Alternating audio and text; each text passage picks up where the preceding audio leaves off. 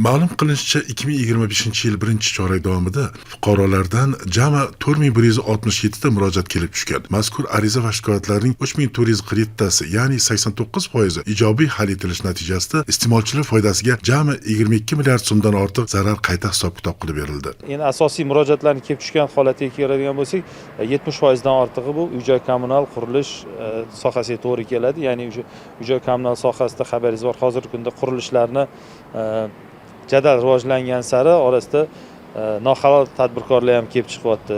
Ya'ni shu qo'mita tomonidan taklif etilgan eskrov tizimini mana bu yil 25-yildan va 26-yil 1-yanvar to'liq joriy etilishi bu masalalarga tizimli hal qiladi degan umiddamiz. Shuningdek, mazkur uylarni o'z vaqtida uy-joy masalasida o'z vaqtida qurilib bermasligi ham aholini va iste'molchilarning noroziligiga olib kelyapti. Qo'mita tomonidan 123 dan ortiq tizimli o'rganishlar amalga oshirilgan mazkur murojaatlardan keyin.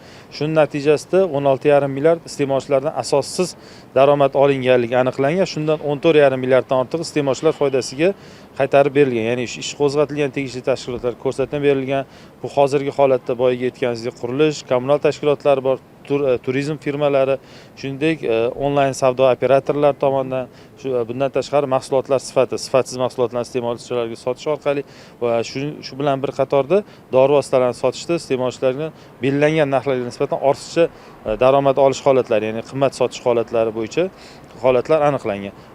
Iste'molchilardan kelib tushgan murojaatlarning asosiy qismi savdo, kommunal xizmatlar, elektr ta'minoti, gaz ta'minoti, xizmat ko'rsatish, suv ta'minoti, transport, aloqa tizimi, sog'liqni saqlash tizimlarida qanchalik ortiqcha xarajatlar qilinganligini oqibatida mana shunday holatlar o'z yechimini topdi.